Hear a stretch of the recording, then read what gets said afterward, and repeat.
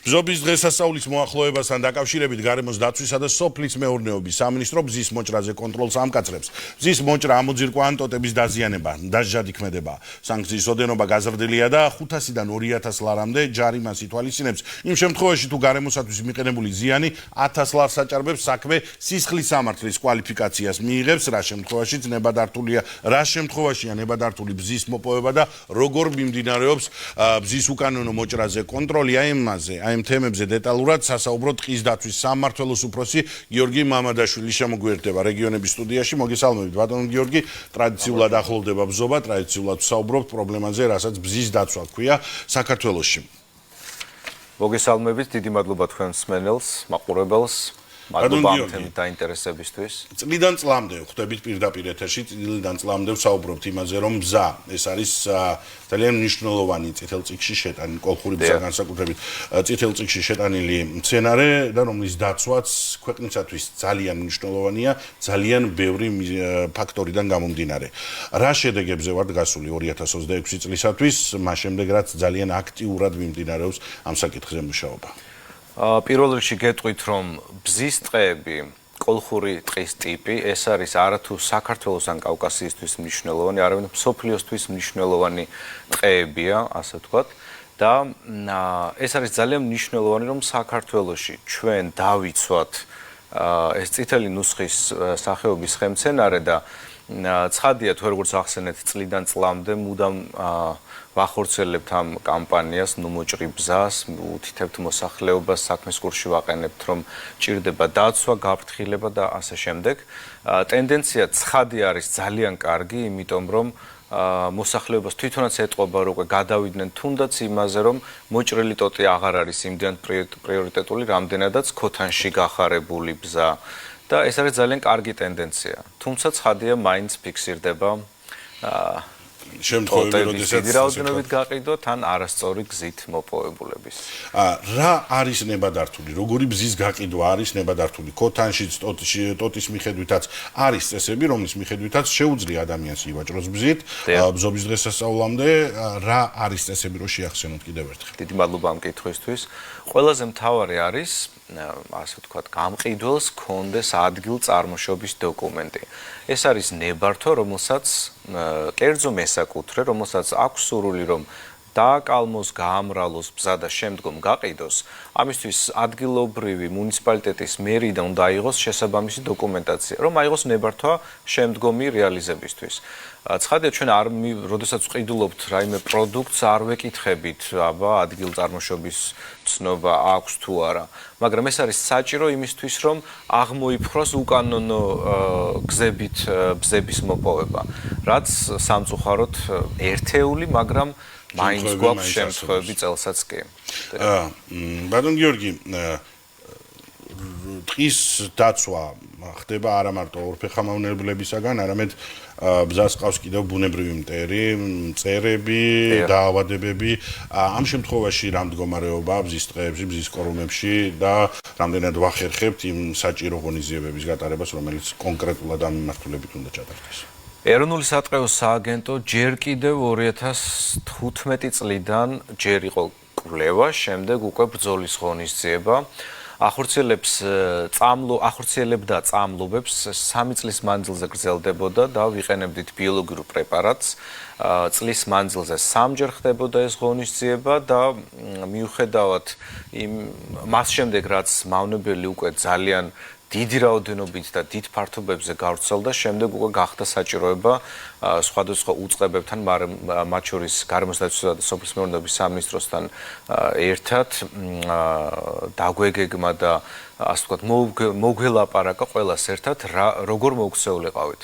ამ შეხვედრის საფუძველზე გადაწყდა, რომ საკონსერვაციო ფართობი შეგვერჩია კოლხური ბზისთვის, რათა სხვაგან თუ აღარ დარჩებოდა, ასე ვთქვათ, საკალმე ძირები, ის საკონსერვაციო ფართობი შეინარჩუნებდა მწვანე ჯანსაღ ბზას და ეს ფართობი დღემდე მწვანეა, ფანტასტიკურ მდგომარეობაშია.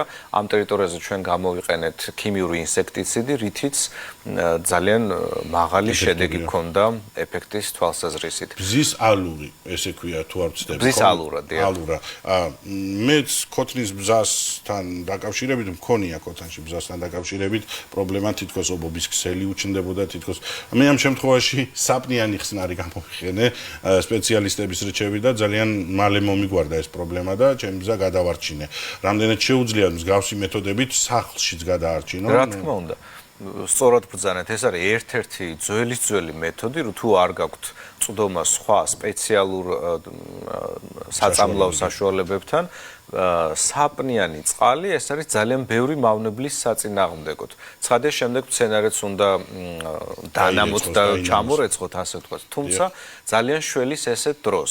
უამრავი პრეპარატი არსებობს ღამის პეპლების საწინააღმდეგოდ, უпростоრად მათი ლარვების, მატლების საწინააღმდეგოდ, რაც შეიძლება რომ გამოვიყენოთ. დაწყებული საპნის მსგავსი საშუალებით, ასევე ბიოლოგიური პრეპარატის საშუალებით და უკიდურეს შემთხვევაში უკვე ქიმიური ინსექტიციდით შეიძლება დავარეკულოთ. ეს არის ღამის პეპლები, ასე ქვია. ბზის ალურა არის ღამის პეპლები. მეწოდინება ამ შემთხვევაში. იცით რა არის კიდევ საინტერესო? საუბრობთ, ძალიან ხშირად ვსაუბრობთ, ძალიან ხშირად ხვდებით, ვიცავთ.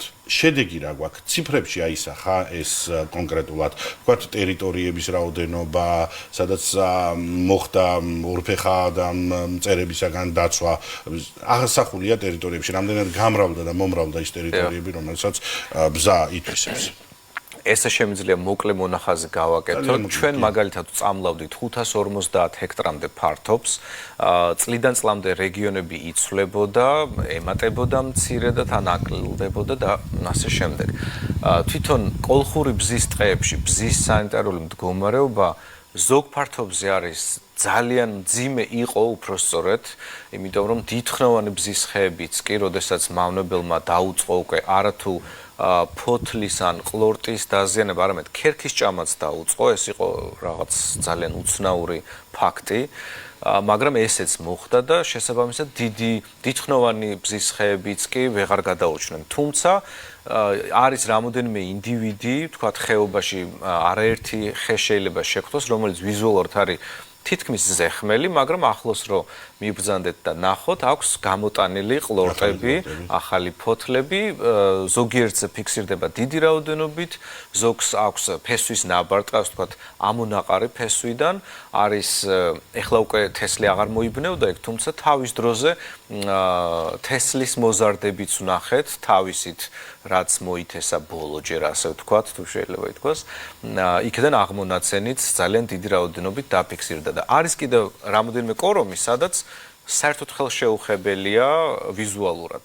და ერთ-ერთი არის სწორედ ის, სადაც ჩვენ აგრესიული მეთოდით დავიცავეთ. თქვენ ახსენეთ, რომ შექმნილია ტერიტორია, სადაც დაცულია ბზა და საიდანაც დაკალმება შეიძლება მოხდეს. აქვს თუ არა, ვთქვათ, თქვენ სამსახურს პროგრამა, რომლის მიხედვითაც ხელოვნური განაშენიანება ხდება კორომების. არის თუ არა ტერიტორიები, სადაც ადრე ბზა იყო გამქრალია და ეს ტერიტორიები ისევ ბზისთვისაა შენარჩუნებული და ხელოვნურად ხდება განთესვა ბზის. ეგ ძალიან მნიშვნელოვანი კითხვაა, მადლობა. ჩვენ თავის დროზევე უკვე გქონდა გეგმაში, რომ როდესაც გადაივლიდა ეს საშინელი პერიოდი, ასე ვთქვათ, მავნებლის აფუთქარება, ასეთი დიდი ზიანი და როდესაც მივაღწევდით უკვე მავნებლის პოპულაციის მინიმუმს, თან არ უნდა დაგვაუწყდეს, რომ მავნებლამდე იყო სოკოვანი დაავადება. 2009 წელს დადასტურდა, ასე ვთქვათ, რომ ის სოკოვანი დაავადება, რომელიც გავრცელდა და ზიანს იწვევდა ბზაზე, დადასტურდა, ეს იყო ბზის სიდამწვრის გაუმწვევის სოკო. და როდესაც ან მიმდინარეობს მუდმივი ყოველწლიური კვლევა და ეხლა მავნებლის რიცხოვნობა არის ძალიან კარგად მინიმუმამდე დაყვანილი და უკვე შეიძლება ითქვას, რომ უკვე არის დრო, რომ დავიწყოთ დაკალმებაც, თესლის შეგროვებაც, მისი აღმოცენებაც და ბუნებაში შერგვა. ანუ აღდგენითი სამუშაოები დაიწყება. საერთო ჯამში ბზასთან მიმართებაში თუ არის კონკრეტულად სხვა გეგმები, კონკრეტული გეგმები გაწერილი და თუ არის სპეციალურად, ვთქვათ, მეტყევეებისა მამებისათვის დავალება, რომ კონკრეტულად ბზის კორომების შემოწმება მოხდეს და ამ მიმართულებით დაკვირვება სხვა სამეცნიერო დაკვირვებებით წარმოებდეს. ჩვენ გვაქვს ჩვენებური გეგმა, ასე ვთქვათ, გაწერილი წლის მანძილზე, განსაკუთრებით თბილ სეზონზე, როდესაც მცენარეც ვეგეტაციის პერიოდშია, ასევე მავნებლებიც აქტიურდებიან. ასე რომ ვაგზავნით ერთგვარ ცირკულარ წერილს ყველა რეგიონში და იქ სადაც ამ შემთხვევაში რახან ბზას გულისხმობთ, იქაც ვაძლიერებთ ყურადღებას, როგორც თქვენ აღნიშნეთ, როგორც ორფეხა მავნებლების საწინააღმდეგოდ, ასევე ექვსფეხა მავნებლების საწინააღმდეგოდაც. ჩვენ თვითონაც სააგენტო სპეციალისტები ჩავდივართ, ვნახულობთ სანიტარულ მდგომარეობას, მავნებლის ინტენსივობას. აქ საუბარია, ვთქვათ, ერთ სტანდარტული ზომის ბუჩქზე, თუ ბუჩქოვანი არის მაგალითად ბზა იმ ტერიტორიაზე, იმიტომ ზოგან არის ბუჩქი, ზოგან მაღალტანიანი ხე. და ვითვლით რა რაოდენობის მავნებელი გვხდება თითო ბუჩქზე. და ეს არის ერთგვარი ნიშანი იმისა, თუ რა ნაბიჯები უნდა გადავდგათ შემდეგ. ასევე ვაკვირდებით სოკოვანი დაავადების გავრცელებასაც. შეიძლება ითქვას, რომ სოკოვანი დაავადებით დასუსტებული ხეები უფრო ადვილის ზაზე მოქმედოა პეპლებისათვის, ღამის პეპლებისათვის, თუ ეს მავნებელი ყველა ხეზე ერთდროულად ვრცელდება. სხვა შემთხვევაში გიპასუხებდით, რომ კი, თუმცა ასეთ დროს, როდესაც სოკოვანი დაავადება თითქმის არ ახმობს ბზას. იყო შემთხვევები, როდესაც თავიდან ნახეთ რამოდენიმე ხმელი ბზა, რომელიც გამოწვეული იყო ზუსტად ამ სოკოს აგრესიული ზეგავლენით, თუმცა უმეტეს შემთხვევაში კლიმატი ისე არეგულირებდა, რომ სოკო მაინც არ იწვევდა ხმობას. აი ბზის ალურა, კერძოდ კი ბზის ალურას მატლი, ლარვა, ის პირდაპირ აზიანებს ჭამს სრულად არათუ ფოთოლს, როგორც ვახსენე, არამედ ყლორცაც და მერე ქერქსაც გადადის. და მე მაინც მინდა დაუბრუნდე იმ სანქციებს, რომელიც ამ დღეებისათვის განსაკუთრებულად აქტუალურია. 500-დან 2000 ლარამდე ჯარიმას ითვალისწინებს ადმინისტრაცია. ხშირია ამ ჯარიმის გამოყენება, რამდენად ეფექტურია და ხომ არ თვლით, რომ უნდა გაიზარდოს ჯარიმა, რომ საბოლოოდ აღმოიფხვრას ბზის წინააღმდეგ ისეთი ქმედებები. ჩვენ როდესაც ჯარიმის გამკაცრებაზე საუბარი, ყოველთვის ვითვალისწინებთ მიღებულ გამოცდილებას, რა ხდებოდა გასულ წელს ან იმის წინ და ასე შემდეგ. ასეთ დროს დიდი რაოდენობით არ ხდება, რა თქმა უნდა, ესე ადამიანთა დაჯარიმება, ეს ჩვენი მიზანი არც არის. ჩვენ უფრო მობილიზებული ვართ, რომ მათი ინფორმატიულობა გავზარდოთ, უფრო ბევრ ადამიანამდე მივაწვდინოთ, თუ რაოდენ მნიშვნელოვანი სახეობა რა მდგომარეობაშია ეს ჩვენი კოლხური ბზა და იმ შემთხვევაში თუ უკანონოდ მოახდენენ ტოტის აჭრას, ამოძირკვას ან რაიმე სხვა მიზნით ბუნებიდან ამოღებას, ამას ემატება უკვე ის ჯარიმები, რაც თქვენ ახსენეთ და რახანის მცირე რაოდენობით შემთხვევები მაინც დაფიქსირდა, ამიტომ გახდა საჭირო, რომ კიდევ უფრო გამკაცრებულიყო. ძალიან დიდი მადლობა სტუმრობისათვის და მოდით მაყურებელს კიდევ ერთხელ შევახსენოთ, რომ კოლხური ბზა არის უნიკალური მცენარე, არა მარტო საქართველოსათვის, არამედ მსოფლიოსათვის, მას გაფრთხილება უნდა და მოდით ვახერხეთ ისე, რომ შეიძინოთ ქოთანში ბზა, ან ყოველ შემთხვევაში იკითხოთ, რამდენად კანონიერა და გასაყიდად გამოტანილი ბზა მოპოვებული და არ შეუწყოთ ხელი ბრაკონიერობას და ამ მიმართულებით კანონის დარღვევას. წარმატებას გისურვებთ და წარმატებას გისურვებთ ბატონო გიორგი, ტყის დაცვის სამმართველოს უფროსი გიორგი მამადაშვილი პასუხობდა კითხვებს პირდაპირ ეთერში.